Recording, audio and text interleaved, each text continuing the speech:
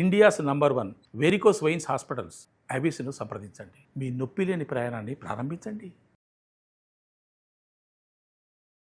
నమస్తే రమగారు. నమస్తే చేయ. మంచి కథ ఏమన్నా చెప్తారండి? మామూలుగా మనం తాడిని తన్నేవాడు ఉంటే వాడు తల తన్నేవాడు తన్నేవాడు ఉంటాడు. ఒకటి మించిన వాడు ఒకడు కదా, ఎత్తుకు పై ఎత్తు వేయటం అంతే. అలాంటివి వింటుంటాం కదా. ఎత్తుకు పై ఎత్తు కథ ఒకటి చెప్తాం. ఓకే అండి. ఒక రైతు సంతకి నడిచి వెళ్తున్నాడు. మ్హూ. ఈ లోపల ఒక షావుకారు సుబ్బయ్య గారు కలిసి, ఎక్కడికి రా నా ఏమిటి రైతన్నా ఎటు వెళ్తున్నావు అని అడిగాడు. సంతకేనండి అన్నాడు. అబ్బో నేను సంతకే బోడు దూరం నడవాలి, సరేలే కబుర్లు చెప్పుకుంటూ కాలు సాగిస్తే ఎంతలో అవుతుంది నడక, కలిసి నడుద్దాం పదా అని ఈ రైతన్న చాలా అమాయకుడని షావుకారు గారి ఉద్దేశం.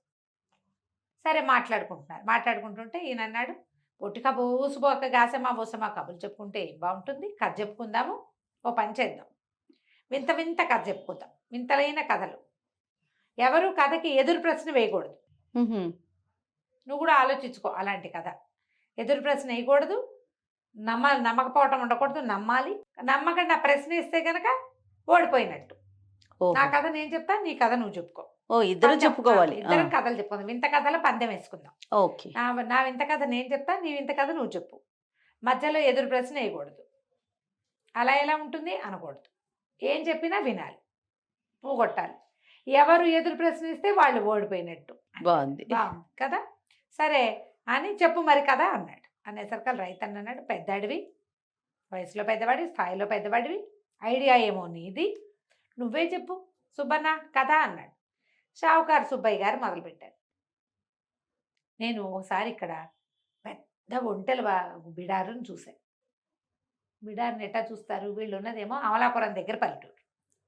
అక్కడ ఒంట్లు ఉంటాయి. అదే కదా, ఎడారి కాదు కదా. రైతన్న అబ్బా అన్నాడు, నీకు ఆశ్చర్యంగా లేదు అని అడిగాడు సుబ్బన్న. ఆశ్చర్యానికి ఏముంది, ఒంటలు ఏం ఆశ్చర్యం లేదు, చెప్పుకోను అన్నాడు రైతు. సరే పెద్ద వంటలు పెట్టా. ఒకటి అవి ఎన్నున్నాయి లెక్క పెడతాను, 30, 40, 50 కాదు, 101 మొత్తం. 101 వంటల్ని ఏం చేశారంటే వాటిని ఒకదాని వెనకాల ఒకటి బారుగా పొడుగ్గా నుంచోబెట్టారు, వరుసగా నుంచోబెట్టారు. బాగుంది. వంటలు వరుసగా నుంచుంటాయి చీమల్లాగా. అదే కదా. సరే అక్కడి నుంచి ఏం చేశారు తెలుసా, ఒకదాని ముక్కుకి దీని ముక్కు వెనకాల దానికి చేశారు, దీని తోకని దాని వెనకాల ఉన్న దాని ముక్కుకి కట్టారు. దీని తోక దాని ముక్కు, దీని తోక దాని ముక్కు చొప్పున అటా కట్టి 101ని అలా లైన్గా నుంచోబెట్టారు. నడిపిస్తున్నారు. నడుస్తున్నాయి ఒంటెలన్నీ కూడా ఒకదాని వెనకాల ఒకటి దారంతో పూసల్లాగా నడుస్తూ వెళ్తుంది. ఆశ్చర్యం కాదు అన్నాడు సుబ్బయ్య. అంటే ఆశ్చర్యానికి ఏముంది, అట్ట నేర్పించుంటారు, అట్ట నడుస్తున్నాయి, నువ్వు కథలోకి వెళ్ళు పర్వాలేదు అన్నాడు రైతు. ఎదురు ప్రశ్న ఎట్లేదు, అట్ట నడుస్తాయే వంటలు అనద్దు అట్లా నడుస్తుంటే ఏమైంది, పైన ఒక గద్ద తిరుగుతోంది. ఆ గద్ద అమాంతం కిందకి దిగి ఆఖరి నుండే ఉంటే దాని తోక పుచ్చుకుని లేవ తీసుకెళ్ళిపోయి, ఉంటే తోక పుచ్చుకుని గద్ద ఆకాశంలోకి తీసుకుపోతే ఇంకేముంది, ఒక ఇంట వెనకాల ఒక వంట లేచిపోయినాయి మొత్తం. ఆ గద్ద పట్టుకుని వెళ్ళిపోతుంది తినడానికి. ఓహో. 101 వంటలు వేళ్లాడుతున్నాయి దాని ముక్కును పట్టుకుని. మరి ఇప్పుడు లైన్ గా కట్టారు కదా, ఒకదాన్ని లేవదీస్తే మిగిలినవన్నీ లేస్తాయి కాదు. అలా వెళ్తూ ఉంది, పైకి ఎగిరిపోయింది. ఎంత ఆశ్చర్యమో కదా అన్నాడు. ఆశ్చర్యం ఏం లేదు, భలే ఉంది కదా, ఎంత బాగా చెప్తున్నావో, ఎక్కడి నుంచి తెచ్చావు సుబ్బన్నయ్య కదా, చెప్పు తర్వాత ఏమైందో చెప్పన్నాడు రైతు. ఏముంది, అవి అలా తీసుకెళ్తుంటే ఒక రాజుగారి ఉద్యానవనం మీదుగా వెళ్తుంది గద్ద. కింద ఒక రాజకుమార్తె, కొంతమంది దాసీగణము నుంచున్నారు చెలికత్తెలు. ఇంతలో ఏమైంది, ఈ తోక పుచ్చుకుంది కదా, ఏ ఒంటె తోకనైతే గద్ద పైకి లేవదీసి పట్టుకుందో ఆ ఒంటెకి ఏదో కడుపులో బాధ వచ్చేస్తుంది ఉన్నట్టుండి. గిల గిల గిల గిల తన్నేసుకునేసరికి అలా ఆ తన్నుకునేసరికి తాళ్ళన్నీ ఊడిపోయి ఒంటెలు వరుసగా కింద పడిపోయింది. అది కూడా పడిపోయింది కింద. ఈ ఏదో గద్ద ఒకటి పైన వెళ్తుంది, అదేదో తాడు పుచ్చుకెళ్తుందని రాజకుమార్తె దాసులు తలకాయ ఎత్తి పైకి చూస్తున్నారు. ఏముంది, ఆ ఒంటె జారిపడి యువరాణి కంట్లో పడిపోయింది, ఎడం కంట్లో పడింది. పడ్డం ఏమిటి, అంతే. ఇక గద్ద ఇంకేమి చేసేది లేక వెళ్ళిపోయింది. యువరాణి కన్ను నలుపుకుంటోంది. చెలికత్త అడిగింది, ఏమైందమ్మా అంటే, ఏదో కంట్లో చిన్న నలకబడిందే అంటోంది. అని చెప్పి కన్ను ఇట్లా ఇట్లా ఇట్లా అంటుంది. అంటుంటే ఏం చేసింది, ఓ దాసీది వచ్చి, ఉండండి ఏం పడిందో నేను తీస్తా అని చెప్పేసి పక్కన ఉన్న పత్తి చెట్టు నుంచి చిన్న పత్తి పత్తి కోసి దాన్ని ఇట్లా వెలిపెట్టి పుల్లలాగా కంట్లోంచి తీస్తే ఒక ఒంటి వచ్చింది బయటికి. ఒంటి రాగానే పక్కన ఇంకో చెలికత్తే హ్యాండ్ బ్యాగ్ వేసుకుని ఉంచింది, రాణిగారిది, యువరాణి గారి హ్యాండ్ బ్యాగ్. టకీమని ఆ ఒంటెని పుచ్చుకొని హ్యాండ్ బ్యాగ్లో పెట్టింది. ఇట్లా ఒక్కో వంట తీస్తూ ఉంటే చెలికత్తేమో పత్తి కోసబెట్టి తీసేస్తోంది.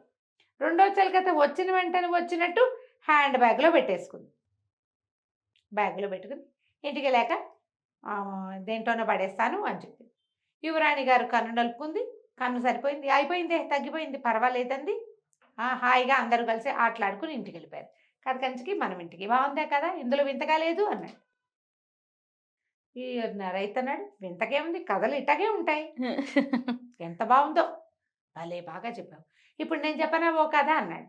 ఇప్పుడు వీడు ఎదురు ప్రశ్న వెయ్యలేదు కాబట్టి ఏమీ పందెం లేదు. వీళ్ళు వేసుకున్న పందెం ఏమిటి, ఎదురు ప్రశ్నించకూడదు, సాధ్యమా అని అడగకూడదు. పందెం ఓడిపోతే 1000 రూపాయలు ఇవ్వాలి. ఓహో. ఒకవేళ ఇప్పుడు ఈయన దగ్గర షావుకారు ఓడిపోయాడు అనుకో 1000 రూపాయలు. అదే రైతు ఓడిపోయాడు అనుకో, రైతు బక్కవాడు కదా, డబ్బు ఇవ్వలేడుగా, 3 ఏళ్ల పాటు ఒట్టిగా కౌలు చేసి పెట్టాలి వాళ్ళ పొలం. బాగుంది. పొలం కౌలు చేసి పెట్టాలి ఫ్రీగా. ఆయన పొలం ఈయన దున్ని పెట్టాలన్నమాట. దున్ని విత్తనాలు వేసి పండించి ఇవ్వాలి. ఇది లెక్క పెట్టుకున్నారు. అక్కడి నుంచి ఏమైంది, రైతుని చెప్పమన్నాడు కదా.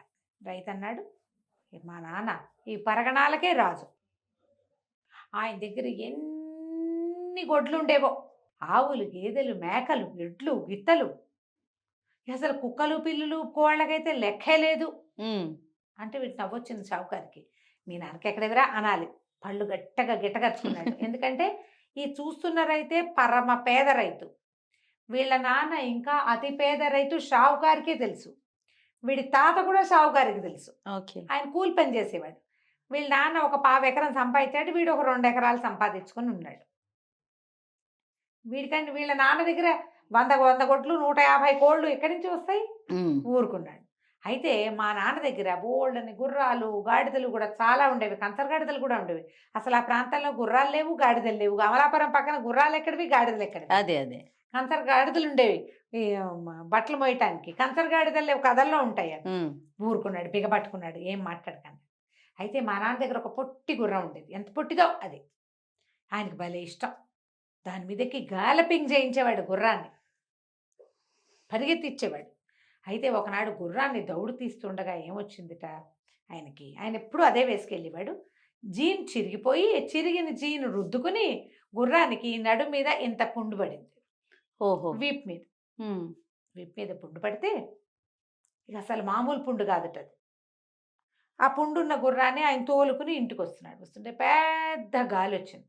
గాలి వచ్చేసరికల్లా ఎంత దుమ్ము దూగరా వచ్చి పడ్డాయంటే, దీనికి పుండు పడింది కదా, ఎర్రగా మట్టి నెత్తురుగారుతోంది, దాని మీద మొత్తం దుమ్మంతా పట్టేసింది. ఆ దుమ్ముతో పాటు కొన్ని వడ్ల గింజలు కూడా వచ్చి దాని డొక్కలో పట్టేసాయి ఆ గుర్రానికి. వడ్ల గింజలు రక్తపు తడికి మొలకెత్తి బైరేసినాయి. ఈయన అంటున్నాడు, ఒక ఉద్రేకం వస్తుంది లోపల. సావుకారికి ఊరుకున్నాడు, మాట్లాడకండి. ఇందాక వాడు మాట్లాడలేదు కథలో వింత విషయాలకి, మనం కూడా మాట్లాడకూడదు. మాట్లాడితే ఉంది 1000 రూపాయలు ఇవ్వాలి, అందుకని మాట్లాడకండి అన్నాడు. అక్కడి నుంచి ఇంకా పండిందండి షావుకారు సుబ్బన్న పంట, మామూలుగా లేదు. గుర్రం తాలూకు డొక్క మీద పడిన అరిచేతిలో సగం అంత నెత్తురు మరక మీద ఒడ్లు పడి మొత్తం విరగబండేసింది. అదంతా ఒడ్లు పడి అవన్నీ మొక్కలు వచ్చి అవన్నీ చెట్లయ్యి వరి పంట కోసేసి అక్కడి నుంచి ఊరుమ్మడి మొత్తం అందరూ కోసిన తరగల పంట. బంగారపు రంగు కంకులు ఇంతంత గింజలుండి, ఇంత గింజలు సుబ్బన్న ఎంత పెద్దవో, మొత్తం కోసారు. కోసిన తర్వాత ఏమైంది, మా నాన్న ఎందరికో పంచిపెట్టాడు. ఎవడు, ఈ రైతు వాళ్ళ నాన్న. పంచిపెట్టాక ఏమైందంటే, మీ నాన్న మా ఇంటికి వచ్చాడు, సుబ్బన్న గారి నాన్న. అప్పుడు మా నాన్న ఏమన్నాడంటే, సుబ్బన్న వాళ్ళ నాన్న ఇంకా షావుకారు, నువ్వు కావాలంటే వడ్లు కొలుచుకో అని చెప్పేసి 5 బస్తాల వడ్లు కొలిపించాడు. మీ నాన్న మళ్ళీ తీర్చేస్తానన్నాడు. అది కథ. ఇప్పుడు చెప్పు అన్నాడు. వడ్లు తీర్చేస్తే పందెం ఓడిపోయినట్టు కాదు. మేము ఎందుకు తీర్చాలి అంటే పందెం ఓడిపోయినట్టు 1000 రూపాయలు ఇవ్వాలి. ఏం అంతే. చేస్తాం? ఆ. ఏం చేస్తాడు పాపం? వడ్లన్నా ఇవ్వాలి, డబ్బులన్నా ఇవ్వాలి. ఇవ్వాలి. ఇక అప్పుడు బాగా ఆలోచించి మా నాన్న చాలా నీతిమంతుడురా, ఆహా. తీసుకున్న 5 బస్తాలు తీర్చేస్తాడు.